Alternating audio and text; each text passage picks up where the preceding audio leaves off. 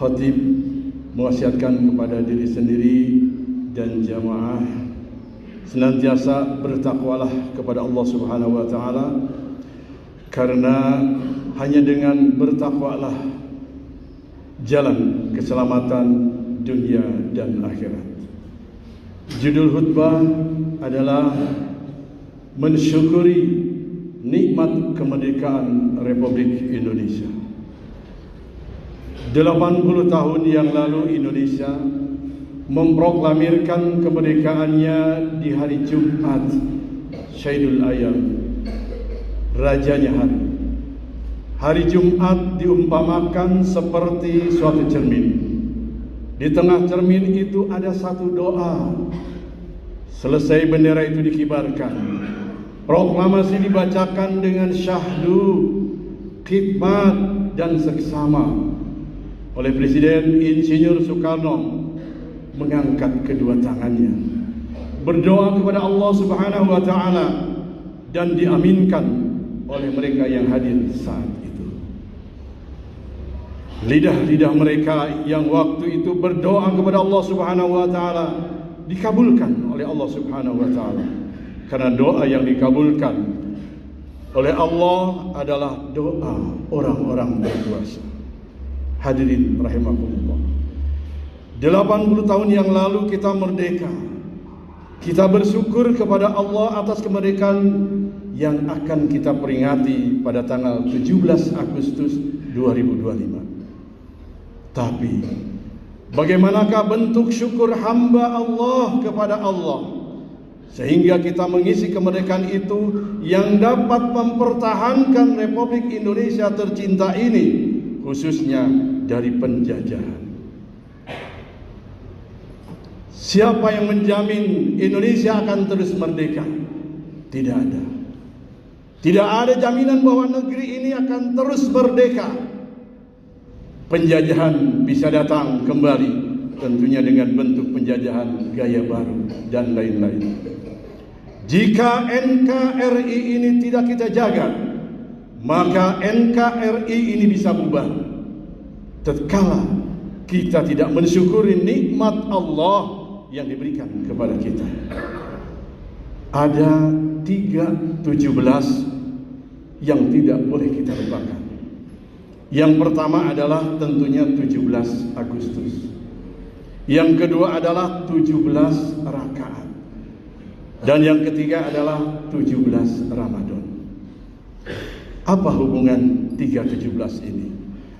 Hubungan antara 17 Agustus dan 17 Ramadan terletak pada bahwa proklamasi kemerdekaan Indonesia pada tanggal 17 Agustus 1945 bertepatan dengan bulan Ramadan, yaitu tepatnya 9 Ramadan dalam kalender Hijriah, bukan 17 Ramadan. Meskipun begitu, angka 17 memiliki makna khusus dalam Islam dan juga dikaitkan dengan peristiwa penting dalam sejarah Indonesia, yaitu turunnya Al-Quran pada malam 17 Ramadan. Sedangkan 17 rakaat adalah kekuatan bangsa Indonesia, khususnya umat Islam, bahwa dalam berjuang selalu menjaga salat 17 rakaat. Sebagaimana yang dilakukan oleh Jenderal Besar Sudirman yang selalu menjaga wudhu, menjaga salat, walaupun dalam keadaan dia ditandu gerilya berjuang merebut kemerdekaan. Hadirin, meskipun Indonesia telah merdeka secara fisik dari penjajahan negara lain, terdapat bentuk-bentuk penjajahan modern yang masih terasa hingga saat ini. Bentuk-bentuk tersebut antara lain adalah penjajahan ekonomi, ketergantungan pada produk asing, eksploitasi sumber daya alam, utang luar negeri, penetrasi kapitalisme global. Sedangkan dalam penjajahan budaya, masuknya budaya asing yang tidak terkendali, konsumerisme, hilangnya bahasa dan adat istiadat, dan penjajahan melalui media sosial, yaitu dominasi platform asing. Hadirin rahimakumullah, kita berharap perayaan HUT RI ke-80 yang akan dilaksanakan 2 hari yang akan datang ini diisi oleh hal-hal yang diridhoi Allah. Jangan sampai kita melaksanakan syukuran HUT RI yang ke-80 ini dibungkus dengan berbaju syukuran, tapi penuh dengan kekufuran, bahkan kemaksiatan. Hadirin, negara kita sudah merdeka selama 80 tahun. Apa yang kita rasakan? Mari kita tanya pada diri sendiri. Amankah kita? Nyamankah kita? Tenangkah kita? Damaikah kita? Apakah pelaksanaan pembangunan selama merdeka ini berjalan merata untuk seluruh rakyat Indonesia? Mari kita sejenak kita merenung. Indonesia merdeka ditegakkan dengan untaian air mata, dengan cucuran keringat, genangan darah dan pengorbanan nyawa para pejuang kita.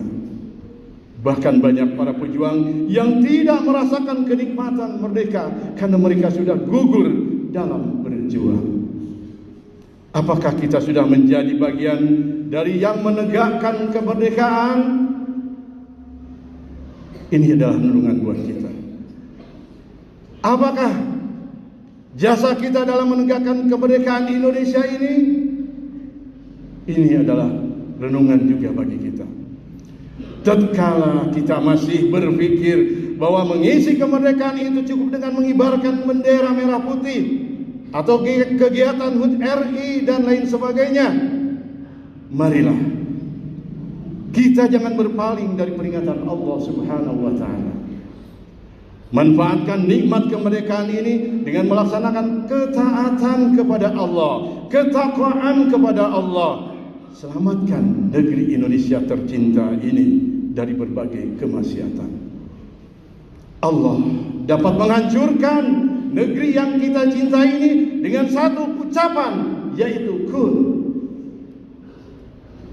Hadirin, mari merenung firman Allah di dalam Al-Quran surat Al-A'raf ayat 96. A'udzu billahi minasy syaithanir rajim. Bismillahirrahmanirrahim. Walau anna 'alal qura amanu wa taqaw la fatahna 'alaihim barakatin minas sama'i wal ard walakin kadzdzabu fa akhadnahum bima kanu yaksibun. Sekiranya penduduk negeri-negeri ini, khususnya adalah negeri Indonesia, beriman dan bertakwa, niscaya kata Allah, kami akan mengabulkan, akan membukakan untuk mereka berbagai keberkahan dari langit dan bumi. Akan tetapi mereka mendustakan para rasul dan ayat-ayat kami, maka kami menyiksa mereka disebabkan oleh apa yang selalu mereka kerjakan. Hadirin, ini renungan bagi kita terhadap janji Allah. 80 tahun merdeka, bagaimana perhatian pemerintah Indonesia terhadap para ulama, terhadap para fakir miskin. Kesenjangan masih ada di mana-mana. Kita bebas dari penjajahan Belanda, namun kita masih dijajah oleh orang kita yang kulitnya sama dengan kita. Berapa banyak orang yang berada di bawah garis kemiskinan? Berapa banyak anak bangsa ini yang belum punya lapangan kerja? Berapa banyak yang tidak mampu menyekolahkan anaknya?